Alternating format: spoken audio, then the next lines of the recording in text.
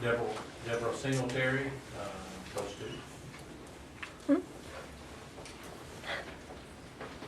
you didn't write an order there? No. We have two from Paulding.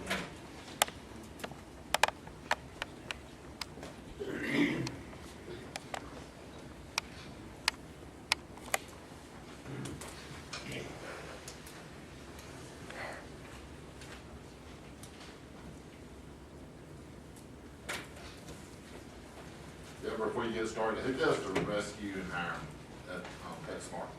Who handles, is that a local, Swain County does that? or- That's the Atlanta Persian and Siamese Rescue if you're talking about, and then there's Jennifer's Pet Rescue that does the dogs and cats outside. Okay. Well, first off, I want to say good evening, Mr. Chairman and Commissioners, and I want to thank you for allowing myself and all of us to be here to speak. And I also want to thank you for working with us on changing the hours at the shelter. It's proven very effective. First off, the phrase "for the dogs" has a whole new meaning. Even as the economy for us humans bogs down yet again, the pet economy has proven remarkably resilient to a weak housing market, high unemployment, and diminished 401ks. The industry has continued to grow through this recession just at a slower pace. And last year, Americans spent a record $55 billion on their pets, according to market research. Make no mistake, this is big business. Pet owners aren't just looking to provide a home for their pets, they're investing in their pets' quality of life, and this will continue to grow. About 62% of American households have a pet, and while retailers have suffered during the recession, the pet industry has seen growth from $28 billion in 2001 to an estimated $47 to $55 billion just this past year.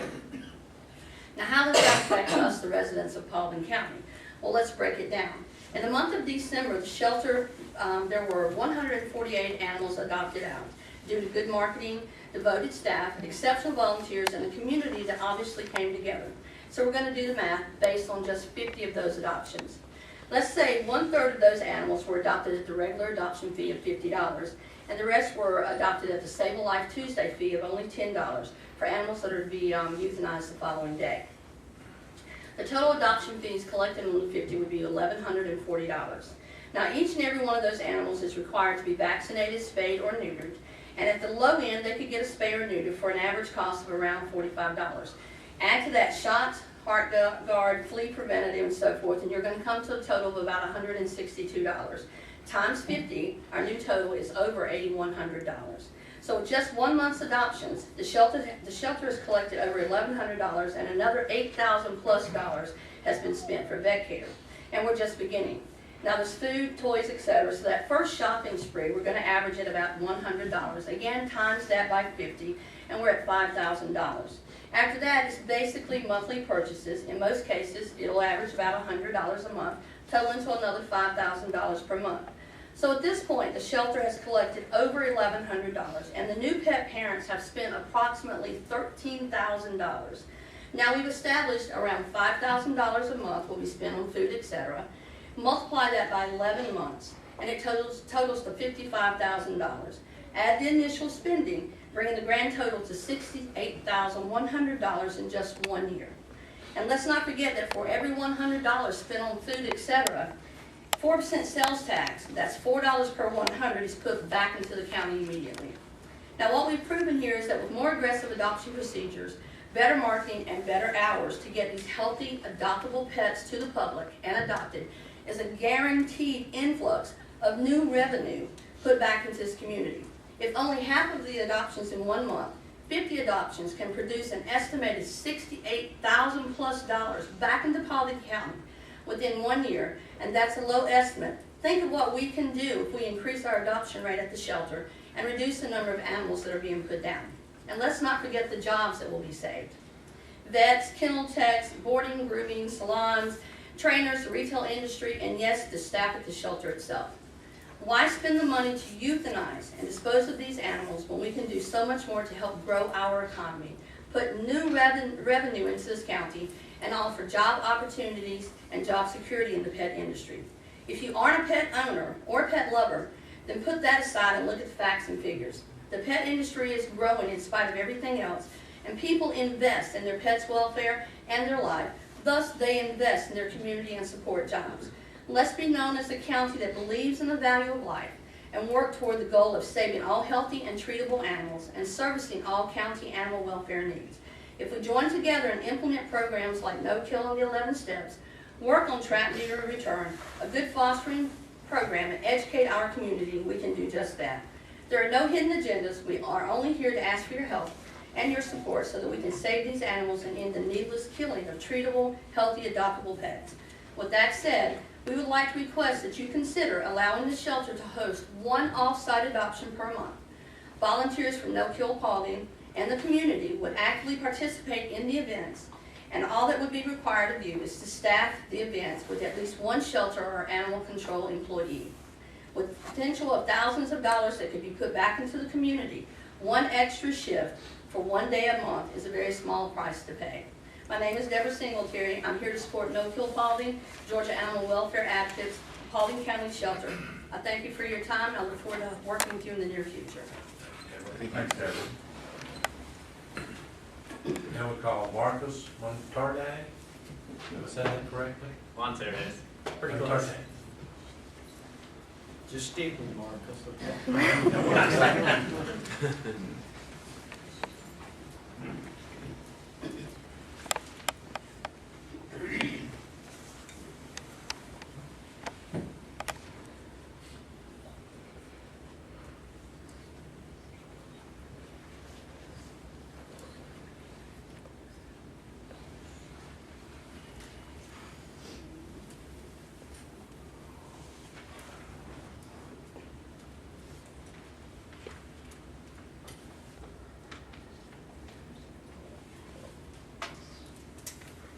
Good evening, I'm Marcus Monterey, and I'm trying to be brief. I know y'all already heard a lot of statistics and a lot of numbers.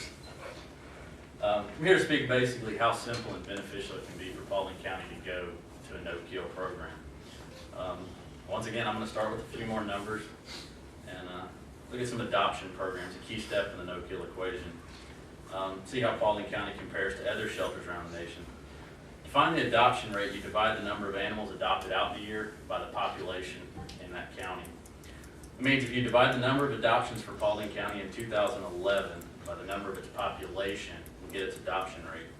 Those numbers are, there was 1,065 animals adopted out in a population of about 142,000, which means Paulding County's adoption rate for 2011 was 0.0075, which is less than 1%. I was one of the adoptees. We adopted Good job.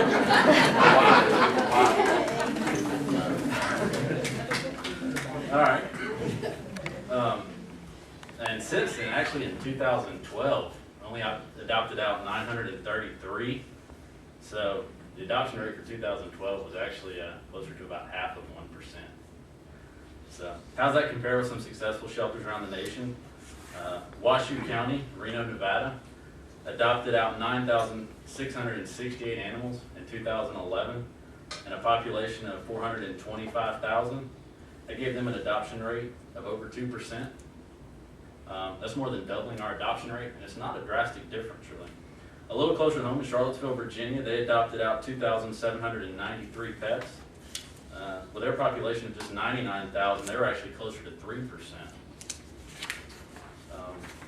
Look at one more county, Tompkins County, New York, and they were actually the first community in the nation to go to a no-kill shelter. And they did it back in 2001. And in 2010, they adopted out over 1,800 pets and has a population of 101,000. And so they still are maintaining a 2% adoption rate 10 years later. So if Paulding could improve its adoption rate to just 2%, we could adopt out 2,840 pets per year, which is more than the 2,478 pets that were killed in the shelter last year. And we could go from 1,065 adoptions in a year to 2,840, which is an increase of 1,775 pets in the community and lives saved. So just to give you an idea on numbers from what Deborah was saying of the money that could come into the community. This is also a lot to consider because Paulding County is a safer place for homeless pets, but consider the additional income to the shelter and the community. That's 1,775 additional adoption fees coming into the shelter, and the same number of pets that won't have to be housed, maintained, or killed and disposed of at a cost to the shelter. think of the benefit to the community, you now have 1,775 new pet owners that are gonna go to the stores, vets, boarders, daycares, trainers, and spend their money locally. It's gonna stay in the community in most cases. And because business owners and advertisers know that pets are gonna bring the revenue, there's plenty of locations that are willing to house the off-site adoptions, like Deborah was speaking of. Off-site adoptions get shelter pets out in the community, which gets more people involved, it gets more people aware of the situation, and more people willing to volunteer to help donate. That's just one step. Let's also look at a foster care program, which is another key step in the no-kill equation. Foster care is a low cost, and a lot of times it's no cost to the county at all, and it increases the shelter's capacity. It's a great way to care for sick or injured or behaviorally challenged pets. It saves more lives, and it saves the shelter money. With the foster care program, more animals can be maintained with less human resources. The pets are kept in individual homes, they're healthier, happier, more socialized. Home environment is going to make them more adoptable, gives them less chance of disease, it removes them from the stress of shelter life. They can show their true personalities, which is going to make them more likely to adopt. People come in to see them, when they interact with them, it's going to make them more desirable.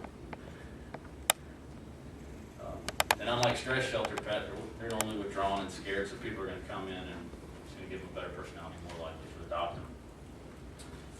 A lot of people are willing to foster because they get to take the pet home on a trial. They come in, they see they like the pet, they enjoy it, they decide to keep it, so they end up adopting it themselves.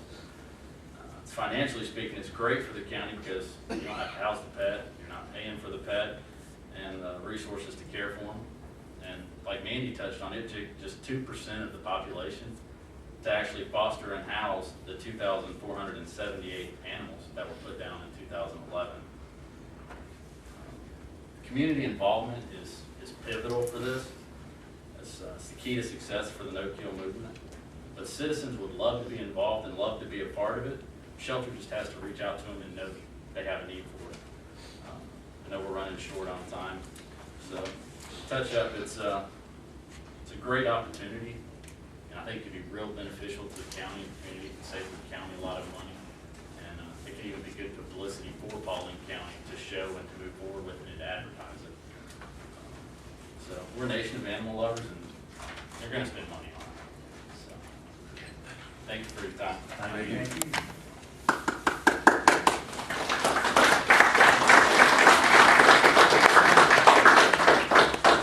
Chairman, I got one question. I won't pick on Deborah because I know Deborah, right? So, All right. as far as I know, the economy, a lot of people have turned in animals. I'm sure Chuck knows this and turned in. As far as somebody, if you was turning in an animal, could they call a rescue before you start putting it in the shelter? And well, that's one of the things is, again, like we were talking about, it's pivotal Please as come. far Yeah, as. I hear you, I'm sorry. I wanted to sit down anyway. It's important, that's why we are trying to get more community involvement and volunteers. And obviously, you see we have a lot of support here tonight. Because what we do is, we are working directly with rescues. And we have compiled a list right now of over 250 rescues, and we are building that as we go. So if we can stop an animal from going into the shelter to begin with, we are trying to do that. But if not, go ahead. But one thing on the rescues, I tried to adopt a lab that day from a girl. She does rescue, she's in Temple. She mainly does labs. She actually trained my lab, but she would not let me have the female lab because my dog, he's not fenced in. We have land, but she said, I can't do it because he's a rescue dog, and you have to have a fenced in yard. And that's because and that's for the animal safety, for your safety, for the public, and that's because what we're trying to do is make sure we don't have animals running loose, that you don't have unwanted litters of puppies and kittens, and we're getting ready to come up on that in the next couple of months, and that's one of the reasons that we're trying to get some things in place now, is spring will get here, and there will be hundreds of kittens and puppies and the moms coming into that shelter. And that's why it's so important to try to get some things in place now and get people involved so that we can have some things already set in motion so that we can maybe work on that and prevent that. But as far as rescues go, rescues deal more, honestly, they deal more with a shelter through people that help and assist versus actually dealing with a person individually. Okay. And that's because they have to answer to the Department of Agriculture, so they have rules and regulations and things they have to follow as well. And can I say one thing? By the way, last year's adoptions for 2012 were 933 for the entire year. November and December, and we've had a huge turnout with volunteers and with the support of Sergeant Cullum and Captain Mahomes. 241 of those adoptions for November and December. And I just think that's a figure that people need to know. We do have two more